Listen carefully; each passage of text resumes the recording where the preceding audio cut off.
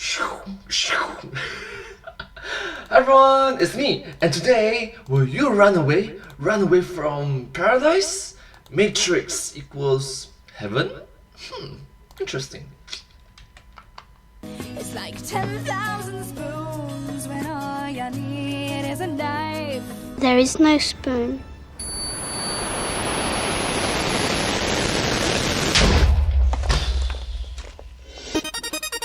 Matrix.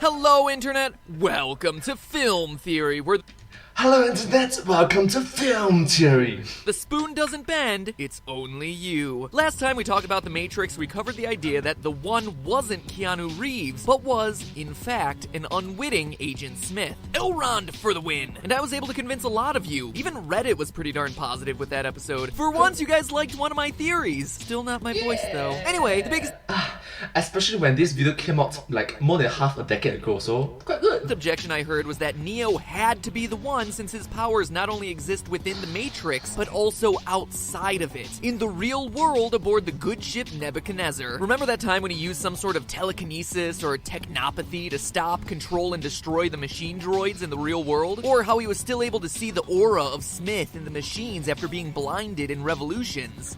True, that's very curious. How do you see when you are blinded? Interesting.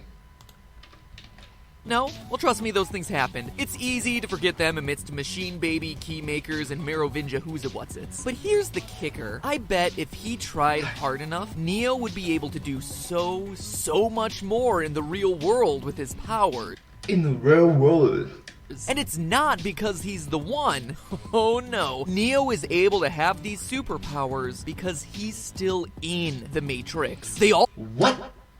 are. Morpheus, Trinity, enthusiastic rave dancer. Everything we're shown in these movies, from Zion to the city to the simulations aboard Nebuchadnezzar, are different tiers within a grand, complex, multi-layered matrix. Like Inception, but with more trench coats and fewer bois. Like Inceptions, but with fewer boss.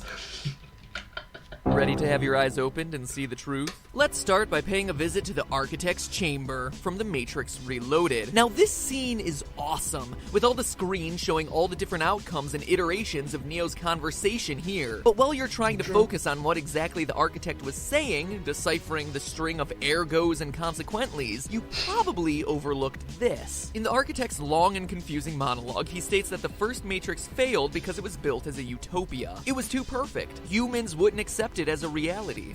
It was built as a utopia, like a paradise, heaven. The second Matrix failed because humans needed choice. And so, as long as humans were offered a choice, even one felt on an unconscious level. Just a moment, can we just appreciate the fact that the Game Theorists put spoons to cover 99% would accept the Matrix, living in the virtual world. The remaining 1% would choose the other option, becoming a free mind destined to become part of a human resistance based in Zion. In his speech, he says this: You are the eventuality of an anomaly which, despite my sincerest efforts, I have been unable to eliminate from what is otherwise a harmony my sincerest effort. of mathematical precision. But if the one is truly the only imperfection in a mathematically perfect system, that would mean he's already found a solution for human free will, for the remaining 1% of people who refuse to accept the Matrix. And what was that solution? Well, he did it by offering them a choice. The option of Zion, the quote-unquote real world, a simulated quest to escape being enslaved by the machines. He's already admitted to creating imperfect worlds for humans to accept the Matrix. Is it really so hard to believe that he would create a simulated struggle as another tier within the Matrix to account for those humans who reject a digital world? It may seem like overthinking at first, but it actually explains a lot of logical errors from the franchise. First off, let's look at the hilariously convoluted plot of the machines. Futurama nailed this one on the head. Don't be ridiculous. Their bodies are being used to generate electricity. The idea came from an old movie called The Matrix.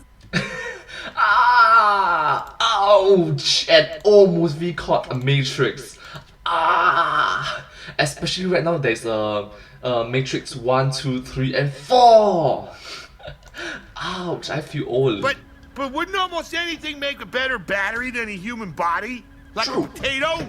Or a battery? So we're supposed to believe that the machines keep growing and harvesting humans for use as makeshift batteries powering their vast artificial empire, but the sad truth is, that just doesn't stack up with science. The amount of energy produced by literally billions of humans would be pocket change compared to other sources of power available to the machines.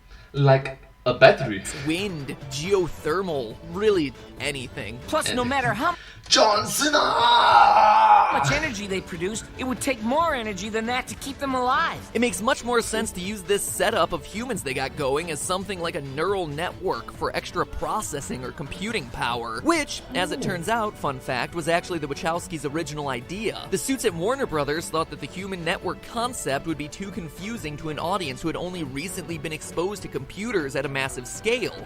I agree with that, because you must understand that back then when this movie came out, people was just recently like, oh my god, I have my own computer that is at home that I can use freely instead of the computer that you see in the workplace. Yeah. And, as a result, forced the Wachowskis to change it in the last minute. What we as audiences were left with was a huge scientific hole, or a really compelling scenario to keep the people who reject the Matrix occupied, freeing their fellow pod people. Speaking of the people who reject the Matrix, we learn from the architect that the 5 predecessors to Neo have supposedly freed a new set of humans and led to the creation of a new Zion under the supervision of the machines. After which you will be required to select from the Matrix 23 individuals, 16 female, 7 male, to rebuild Zion. I'm liking those odds. But dreams of Oh! Okay, so,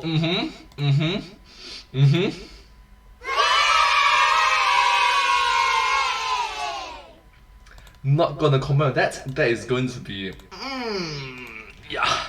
populating the world aside, why would the machines have difficulty finding and gaining access to Zion when they're the ones who are allowing it to happen? Better yet, why would they allow Zion to exist in the first place if they knew the rebels were going to cause so much trouble for them in the long run? I mean, the architect even admits they've destroyed it 5 times before. But rest assured, this will be the 6th time we have destroyed it. And we have become exceedingly efficient at it. What? And the background music just make it sound like this individual is the bad guy, but in all, he's just programmed. There's no good, there's no bad, there's only programming. A waste of time. Really though, it all adds up. Due to the human need for free will, some humans will inevitably choose to reject the Matrix. When they do, they wake up and enter what they believe to be the real world, where they're all led by a false shepherd in the One, in a war that is, ironically, meant only to pacify them, to stop them from looking just a bit further and seeing that the real world, this real world, is yet another layer in the illusion created by the Matrix. The architect has successfully designed a system where 1% reject the Matrix, but still exist within the Matrix. I mean, seriously, why would Neo have telekinetic powers in the real world? The One is a superhero within the Matrix. The prophecies, though, say nothing about him also having powers outside of the Matrix. In fact, there are a ton of absurd interactions between the digital world and the one we're led to believe is the physical one that make no sense unless the real world is also a part of the Matrix. Now, some of it makes sense, like having the jack in the back of your head ripped out while your consciousness is within the Matrix being fatal. Alright, having your mind more or less separated from your body seems like a pretty surefire way to die. And I can even buy dying within the Matrix killing you in the real world. You know how they say if you die in a dream, you die in real life? Not true, but not true. Even though that's not actually backed by science, it could be written off as some sort of super intense placebo effect, where the power of suggestion in the Matrix is so strong, the brain reacts in violent ways and shuts down. Yes, understandably, you must understand that there's something called the placebo effect. That means power of suggestion. And if the power of suggestion is strong, super strong, it can actually change it for the better of a worse lah. So Use it wisely. It is a science fiction action film after all, so we're gonna have to suspend our disbelief a little bit. But when we go a little further down the rabbit hole, the explanations start to get a lot tougher. For example, injuries within the Matrix or other similar simulations are somehow able to adversely affect the physical well-being of people's bodies in the real world. And I'm not just talking about moving and shaking while their avatars in the Matrix are fighting. I twitch in my sleep all the time. That's perfectly normal, I assume. No, these injuries draw blood from their real bodies, but the neural link into the Matrix is only into the brain or spinal cord. It shouldn't be affecting blood vessels. But it's even weirder when the reverse happens, like when Neo brings Trinity back from the dead by literally reaching into her chest and restarting her heart, all from within the Matrix. He didn't take a defibrillator to her physical chest to electrically restart her heartbeat. He touched her digital avatar made up of code and somehow got her physical IRL heart to pump again through a link into her brain. And this time we can't pin it on the power of suggestion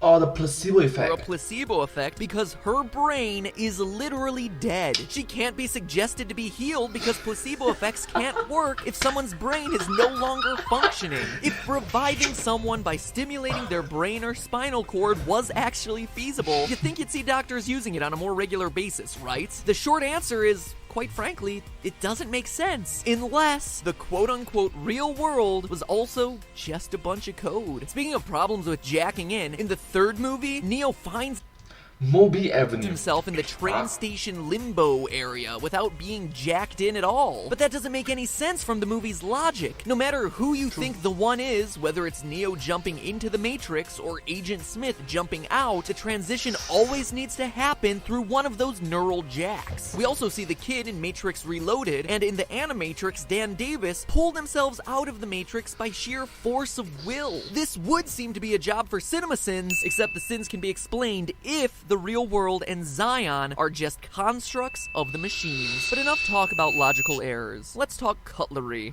The spoon. In the first movie, Neo meets a boy who begins to teach him a bit about the nature of the Matrix, saying, Do not try and bend the spoon. Instead, only try to realize the truth. There is no spoon. There is no spoon. In saying this, the boy teaches Neo that the spoon is a symbol, that it doesn't actually exist, but instead is a bunch of code that Neo perceives to be a spoon. By changing his perception and seeing the code that makes up the spoon, seeing the truth, Neo is then able to bend it. And thus was born a decade's worth of there is no spoon cheat codes. Okay, interesting idea. There is no spoon cheat codes. Or, there is no spoon's magic trick. Let me show you one magic trick, okay? Right, shoo. Shoo.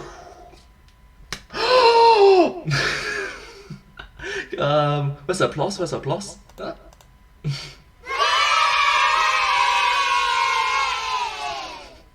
Thank you! Oh my god, that was so but then awesome. fast forward to the second movie, when Spoon Boy sends Neo a present. A gift from one of the orphans. You said you'd understand. So Spoon Boy sends him a spoon in Zion, in the real world? First off, how? But secondly, this moment is never explained.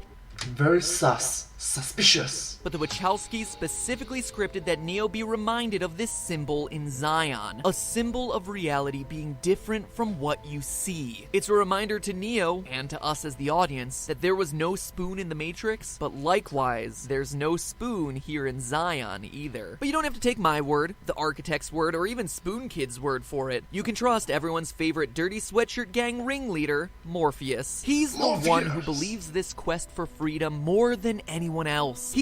True, understandably, because he had been like, escape from Matrix, reject the Matrix. Something like that. He is convinced that Neo is the one, and yet, the last shot of Morpheus has him in Zion asking, Is this real? Kinda late to be having second thoughts there, buddy. Seriously, the Wachowskis didn't put his sudden lack of faith in there for no good reason. And beyond that, Morpheus is the name for the Greek god of dreams, and The dreams. God of dreams. You must understand that if the God of dreams symbol in the movie is even doubting that is this real, is this reality, then it just shows that maybe it's not. maybe it's not real. His ship, the Nebuchadnezzar, is named after a Babylonian king mentioned in the Bible who is haunted by bad dreams. Morpheus and his ship are symbols of dreams, illusions, and when the franchise starts, we would assume that the dreams his name is a reference to is the Matrix itself, an artificial reality. But as the franchise goes on and we peel back the layers of strange physics, convoluted speeches, and spoons, it starts to become apparent that the illusion isn't just the Matrix. It's the real world, another fabrication created by the machines. By including this line of, "Is this real?" as humanity finally wins and Morpheus's goals are realized, the Wachowskis undermine the victory, hinting that it probably isn't. Sneaking around the machines, the hunt for the one, Zion itself. Red or blue? Huh. Take either pill. It doesn't matter which one, cause you'll still be trapped in the machine. Wake up, theorists. There is no rejecting the Matrix. But hey, that's just a theory. A film theory. And cut. We interrupt your regularly scheduled end card to bring you the following nerdy video-related announcement. So hey, a lot of you came here because you started out watching Game Theory way back in the day, like in April. Well, hold on to your comfy film theory watching Barca lounger because we have some serious hanging out to do. For the last month over on the Game Theorists channel, we've been live streaming almost every weekday, doing everything from debating FNAF. Can I just say, this is nuts, by the way. Like, I can't believe that. This is phenomenal. Thank you, Scott, for being a part of this, actually. Thank you. To besting your hardest levels in Mario Maker. Okay, you got it, you got it. No. I mean, like, it actually rhymes, you know. No. You didn't see that. I have one more life. Shoving an excessive amount of marshmallows into my face.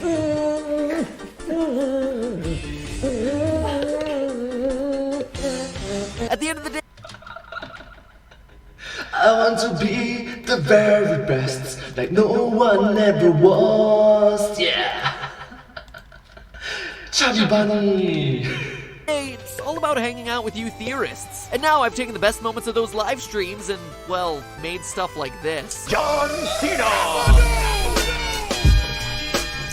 Someone asked me to make a John Cena reference. A lot of people asked me to make a John Cena reference. There you go, guys. Posting those alongside And his name is John Cena! the full versions of all the craziness you may have missed. So do me a solid. Click here to watch my new videos over on GT Live. Trust me, you'll laugh a lot. And if you want a daily dose of gaming goofballery, be sure you subscribe if you like what you see. So take a break from aught-era film nostalgia and click here to engage in some aught-era game nostalgia. Because sometimes you just want to play games with a friend and then troll them until they rage quit in front of a live audience of people. So go ahead, click here to check out the GT Live channel and subscribe. I have a fair amount of confidence. You'll be glad you did. Subscribe! Thank you so much. I can't believe that recently I checked, the Film Theorists have more than 10 million subscribers. That's incredible.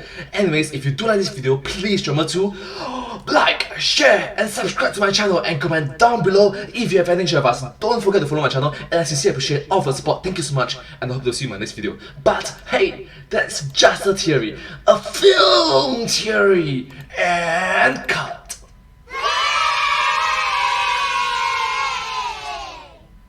And I'll see you in my next video. Bye bye! Subscribe! Thank you. Thank you so much.